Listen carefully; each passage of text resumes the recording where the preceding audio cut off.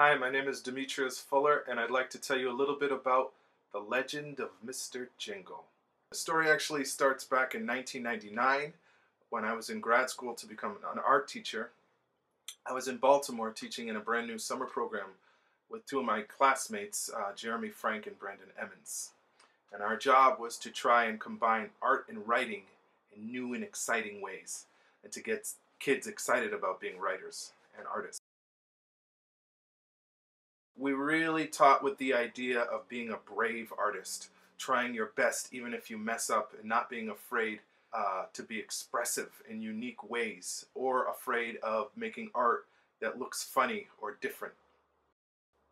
So enter Mr. Jingle, a mask that Brandon had made, I should say a very scary mask, with long, thick hair like rope, and giant fly eyes, and a face white like chalk.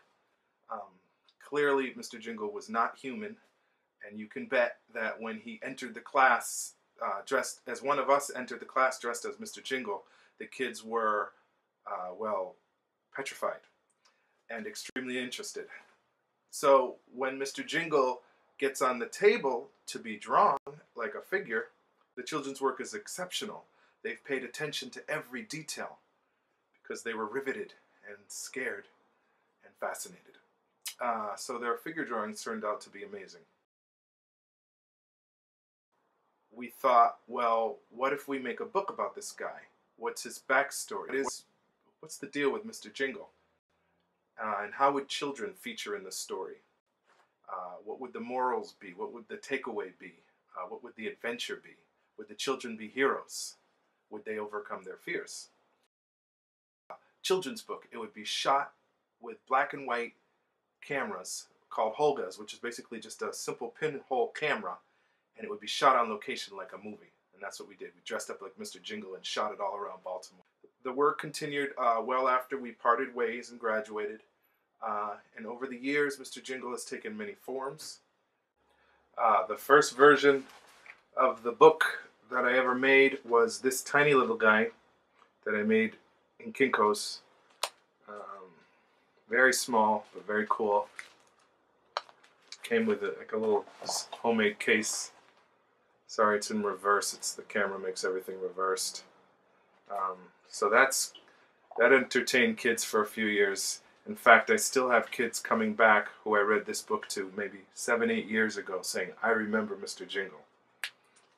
After that, I decided to get bigger so that kids could see it better when I did read-alouds. So you got this size, but still a Kinko's job. Thank you, Kinko's. And then fast forward to the present form that I'm using.